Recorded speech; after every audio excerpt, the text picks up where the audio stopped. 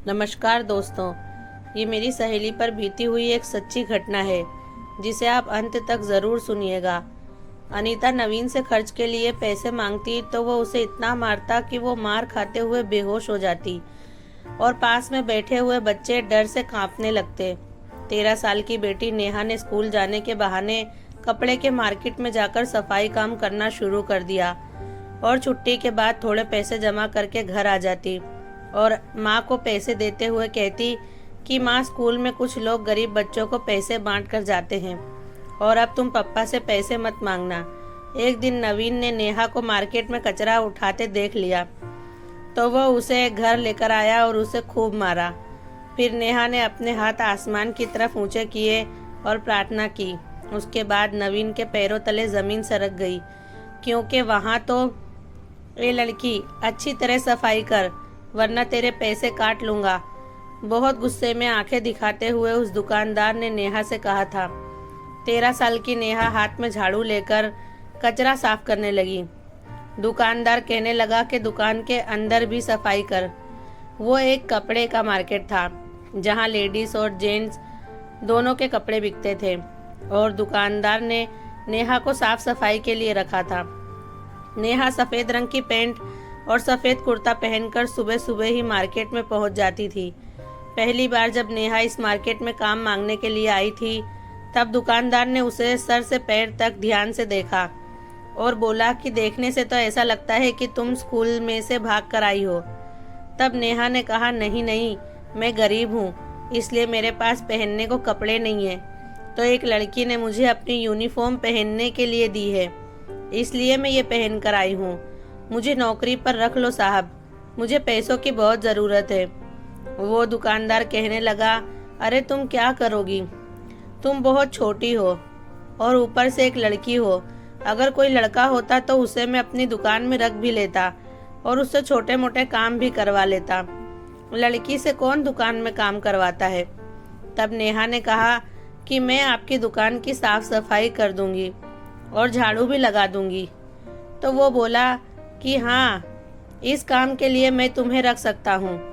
फिर उसने सामने के दुकानदारों की तरफ इशारा किया और उन दुकानदारों से बोला कि क्या कहते हो भाइयों, इसे काम पर रख लेते हैं। यह हमारी दुकानों की साफ सफाई कर देगी और इस गली को भी साफ कर देगी, क्योंकि जब ग्राहक आते हैं तो वह कचरा देखकर मजाक उड़ाकर जाते हैं। सामने बैठे दुकानदारों ने भी हाँ कह दी और इस तरह से नेहा की नौकरी लग गई।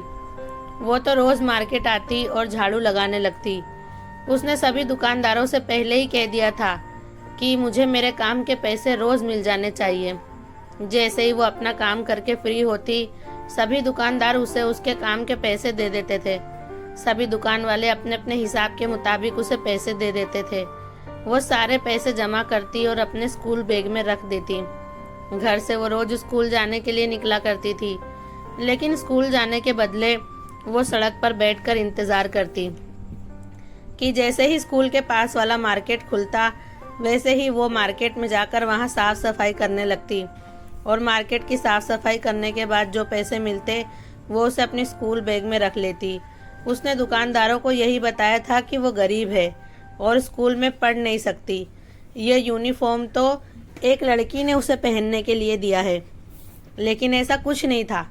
उसकी माँ उसे रोज सरकारी स्कूल में पढ़ने के लिए भेजा करती थी, लेकिन नेहा रोज स्कूल जाने के बदले मार्केट में चली जाया करती, वहाँ की साफ सफाई करती और जब वो घर जाती तो उसका पियक्कड़ बाप पलंग पर पड़े पड़े सोता रहता और उसकी माँ अनीता चूल्हे के पास बैठकर बच्चों के लिए रोटी बना रही होती। नेहा अपने भाई बहनों में सबसे बड़ी थी। दूसरे बहन भाई अभी बहुत छोटे थे, अभी वो स्कूल भी नहीं जाते थे। सभी बच्चे अपनी माँ के आसपास बैठकर राह देख रहे थे कि कब रोटी बने और हमें मिले। नेहा को आता देख उसकी माँ ने उससे कहा, नेहा तू भी अपना ड्रेस बदल कर आ जा, मैं तेरे लिए भी रोटी बना देती हूँ। नेहा कपड़े बदल कर आई, तब तक उसके छोटे बहन भाइयों ने रोटी खा ली। नेहा रोटी खाती उसके पहले उसका बाप नवीन कहने लगा कि अनीता मेरे लिए भी 2 पराठे बना दे। तो अनीता बोली कि मेरा बाप घी लेकर आया है जिससे मैं तेरे लिए पराठे बना दूं। जब तू कमाता नहीं है तो मेरे सामने फरमाइश क्यों करता है? अगर तुझे सूखी रोटी प्याज और हरी मिर्च के साथ खानी हो तो खा ले। इतना सुनते ही नवीन अनीता को गाली देने लगा और कहने लगा कि चुड़ैल, नालायक, मेरे सामने जुबान चलाती है, अभी मैं तेरी जुबान खींच लूँगा। तब अनीता बोली, हाँ मैं नालायक हूँ, लेकिन तुम्हारी तरह निकम्मी और कामचोर नहीं। अपना घर खुद चलाती हूँ, घर की सफाई करती हूँ, कपड़े धोती हूँ। एक औरत की जितनी भी जिम्मेदारियाँ होती हैं वो सारी मैं निभा रही हूँ, लेकिन तू अपनी फ़र्ज़ और जिम्मेदारी नहीं निभाता। सिर्फ बच्चे पैदा करने का ही शौक था। जा जाकर पैसे कमा और इन्हें संभालने के काबिल बन। सारा दिन पलंग पर पड़ा सोता रहता है और रात को अपने दोस्तों के पास चला जाता है, नशा करता है, जुगार खेलता है। परेशान हो गई हूँ मैं तुझसे। तो वो कहने लगा कि परेशान हो गई है तो निकल जा मेरे घर से। तो अनीता ने कहा कि अगर मैं तेरे घर से निकल जाऊंगी तो तेरे बच्चों का क्या होगा? वो भूखे मर जाएंगे। तो नवीन कहने लगा कि मरने दे उन्हें, मैं खुद ही उनका गला दबा के उन्हें मार डालूंगा। मुझे ऐसे बच्चों की कोई ज़रूरत नहीं जिनकी परवरिश मुझे करनी पड़े। तो अनीता कहने लगी कि जब तू किसी तरह की जिम्मेदारी उठाने के काबिल ही नहीं था तो तूने मेरे साथ शादी क्यों की? पड़ा रहता अपनी माँ के घर में। उन्होंने तो मेरी शादी तुझसे करवा कर मेरी ज़िंदगी नर्क बना डाली है। उन्होंने खुद तो तुझे घर में से निकाल दिया और तू है कि कुछ कमाता नहीं। इतना सुनते ही नवीन खड़ा हो गया और कहने लगा कि चुप हो जा वरना मेरा हाथ उठ जाएगा। तो अनीता कहने लगी कि तुझे और आता ही क्या है? मेरा मुंह बंद कराने के लिए तुझे मेरे ऊपर हाथ उठाना ही तो आता है, कमाना तो आता ही नहीं। इतना सुनते ही नवीन ने अनीता को मारना शुरू कर दिया। अनीता की रो रो कर बहुत खराब हालत हो गई। ये देखकर नेहा को बहुत दुख हुआ। नवीन ने अनीता को बहुत मारा था। उसके बाल पकड़कर उसके गाल पर चांटे मार मार कर उसके गाल लाल कर दिए थे। वो एक कोने में बैठकर रो रही थी। नवीन फिर से उसी पलंग पर करवट लेकर सो गया और कहने लगा कि भाड़ में जा तू और तेरे बच्चे। वो अभी तक नशे में था, इसलिए तो उसने अनीता को बहुत मारा था, क्योंकि जब भी वो नशे में होता तो अनीता को जानवरों की तरह मारता था। अनीता घर का काम काज करने के बाद एक दो घर में झाड़ू पोंछा करने के लिए भी जाया करती थी। जब अनीता घर वापस आती तो उसके पास इतने ही पैसे होते थे कि वो अपने बच्चों का पेट भर सके। नवीन कोई काम नहीं करता था, सारा दिन पलंग पर पड़ा पड़ा सोता रहता था और रात को जुए के अड्डे पर जाके बैठ जाता। जब उसकी पत्नी और बच्चे सो जाते तब वो चुपके से अनीता की पेटी खोलकर उसमें से पैसे चोरी करके ले जाता था और सुबह जब वो घर आता तब नशे में धुत होता था। दरवाज़ा अनीता ही खोलती थी और वो लड़खड़ाते हुए गाना गाते गाते घर के अंदर आता था और पलंग पर करवट लेकर सो जाता था। अनीता जब सवेरे काम पर जाने से पहले घर का राशन लाने के लिए पेटी खोलती तो ज़्यादातर उसे अपनी पेटी खाली मिलती। ये देखकर वो बहुत परेशान होती और रोने लगती। नवीन को जगाती और उसे बुरा भला सुनाने लगती और उसे कहती कि तू खुद तो पैसे कमाने के काबिल नहीं, तूने मेरी ज़िंदगी बर्बाद करके रख दी है और अब जो पैसे मैं कमा कर लाती हूँ जिससे मैं बच्चों का पेट पाल सकूँ, उसे भी तू चुरा कर जुए में हार के आ जाता है। अब मुझे बता कि मैं पूरे महीने किस तरह से गुजारा चलाऊंगी। वो नवीन से लड़ती और रोने लगती, लेकिन नवीन इतने नशे में रहता था कि उसे कुछ जवाब ही नहीं देता। नेहा जब अपनी माँ की ऐसी हालत देखती तो उसे बहुत दुख होता था। छोटे छोटे भाई बहनों को वो सारा दिन संभालती थी और उसकी माँ नौकरी पर जाती थी। एक बार तो नवीन की अनीता के साथ लड़ाई हुई तो नवीन ने अनीता का सिर फोड़ दिया। उस वक्त नेहा तुरंत अपनी माँ का हाथ पकड़कर उसे डॉक्टर के पास ले गई। उसके सर में 4 टांके आए थे, लेकिन नवीन को कोई फर्क नहीं पड़ा। अनीता हर बार अपनी पगार अलग अलग जगह पर छुपा देती, लेकिन वो ढूंढ लेता। और अब नेहा स्कूल जाने लगी, पर वो स्कूल जाने के बदले फुटपाथ पर बैठ जाती और रोने लगती। अपने घर की गरीबी और रोज रोज की लड़ाई से वो मासूम बच्ची परेशान हो गई थी। जिस फुटपाथ पर बैठकर वो रोया करती थी उसी के पीछे एक मार्केट था। एक एक करके मार्केट की दुकान खुलने लगी और एक दुकानदार का आवाज़ नेहा के कान में सुनाई दिया। वो कह रहा था कि पूरी दुकान में धूल मिट्टी फैली हुई है, पहले दुकान की सफाई कर और उसके बाद जाकर माल सेट कर, कितनी देर हो जाती है। इतना सुनते ही नेहा को लगा कि अगर वो भी मार्केट में सफाई का काम करने लग जाए और कुछ पैसे कमाने लगे तो कितना अच्छा होगा, जिससे उसकी माँ की काफ़ी मदद हो जाएगी और उसके छोटे भाई बहनों को ज़्यादा नहीं तो कम से कम पेट भर रोटी खाने को तो मिलेगी। बस यही सोचकर नेहा उस दिन से मार्केट में साफ सफाई की नौकरी पर लग गई थी। उसे जितने भी पैसे काम करने के बाद मिलते थे वो सारे पैसे वो अपने स्कूल बैग में जमा करती।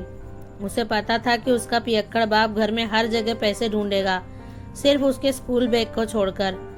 इसी तरह धीरे धीरे नेहा ने 15,000 रुपये जमा कर लिए। एक दिन अनीता को बहुत तेज बुखार था और वो अफसोस में पड़ी थी कि उनके घर में खाने तक के पैसे नहीं हैं, तो वो दवा किस तरह से लाएगी, और अगर उसका बुखार अच्छा नहीं हुआ तो वो काम पर कैसे जाएगी। इतने में नेहा घर पर आई और उसने अपनी माँ को बुखार में तड़पता हुआ देखा तो वो अपनी माँ को ज़बरदस्ती दवा खाने ले गई। उसकी माँ ने उससे कहा भी कि पैसे नहीं है उसके पास, तो नेहा ने कहा कि आप चिंता मत करो, और वो अपनी माँ को दवा खाने ले गई। डॉक्टर ने अनीता को दवाई और इंजेक्शन दिया और 300 रुपये का बिल बना। तब नेहा ने अपने स्कूल बैग में से 500 रुपये का नोट निकाला और डॉक्टर को दिया। डॉक्टर ने 300 रुपये लेकर उसे 200 रुपये वापस दिए। फिर घर आते ही अनीता ने नेहा से पूछा कि तेरे पास वो रुपए कैसे आए। तब नेहा ने अनीता से कहा कि स्कूल में जो लोग राशन बांट कर जाया करते थे वो आज पैसे बांट कर गए। नेहा ने बचे हुए 200 रुपये का राशन लिया और खाना बनाकर अपनी माँ और अपने बहन भाई को खिलाया। तभी नवीन लड़खड़ाता हुआ घर में आया और बच्चों को खाना खाता देख फिर से उसने अनीता को मारने की कोशिश की, ये कहकर कि मुझसे झूठ कहती है कि पैसे नहीं है और इनको खिलाने के लिए खाना कहाँ से लाई। और उसने अनीता के बाल पकड़कर उसे खींचा और कहने लगा, बता सच सच के तूने पैसे कहाँ छुपाए हैं, वरना आज मैं तेरी जान ले लूँगा। लेकिन नेहा ने अनीता का बचाव किया। ये देखकर नवीन बहुत जुनून में आ गया और अनीता को धक्का मारकर घर में चारों तरफ पैसे ढूंढने लगा। आखिरकार उसे अनीता की पगार के पैसे मिल गए और वो उन पैसों को लेकर घर से चला गया। अनीता और उसके बच्चे बैठकर रोने लगे। फिर दूसरे दिन सुबह नेहा उठी और तैयार होकर स्कूल के लिए निकल गई।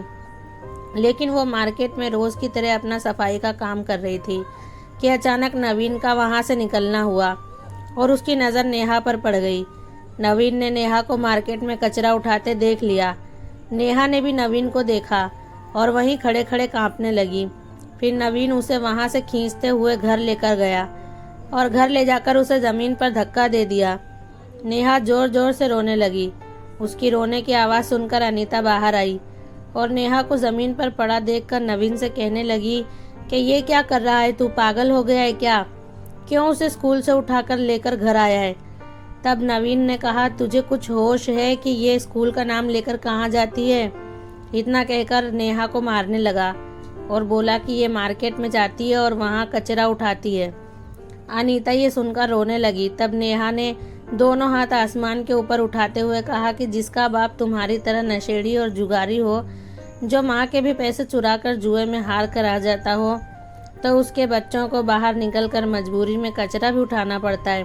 यह सुनकर नवीन गुस्से में लाल हो गया और कहने लगा, तेरी भी तेरी माँ की तरह जुबान चलने लगी है, अभी मैं तुझे बताता हूँ। इतना कहकर वो घर में कुछ ढूंढने के लिए चला गया।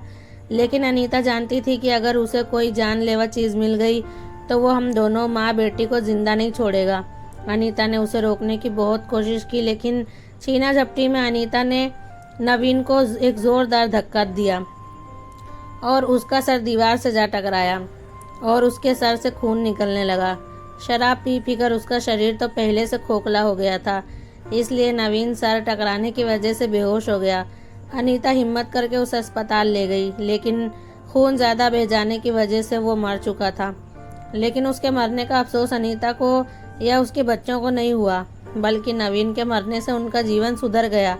अब नेहा ने मार्केट में काम करना छोड़ दिया था। अनीता भी अपनी पूरी पगार का इस्तेमाल कर पा रही थी। फिर धीरे धीरे नेहा ने अपनी माँ को साथ लेकर खाने पीने का काम शुरू किया। जिसमें वो सैंडविच, दाबेली, पफ वगैरह जैसी चीज़ें बनाकर बेचने लगी और उनका ये व्यापार खूब अच्छा चलने लगा। नेहा ने एक बेटी होकर एक बेटे का फ़र्ज़ निभाया। अपनी इतनी सी उम्र में पढ़ाई छोड़कर वो अपनी माँ के साथ काम में लग गई, पर अपने छोटे बहन भाई को उसने स्कूल भेजना शुरू कर दिया। दोस्तों, आपको हमारी आज की कहानी कैसी लगी कमेंट में ज़रूर बताएं। और अगर अभी तक आपने मेरे चैनल को सब्सक्राइब नहीं किया है तो प्लीज़ ज़रूर सब्सक्राइब करें। और अगर कहानी पसंद आई हो तो उसे एक लाइक और अपने दोस्तों में शेयर करें।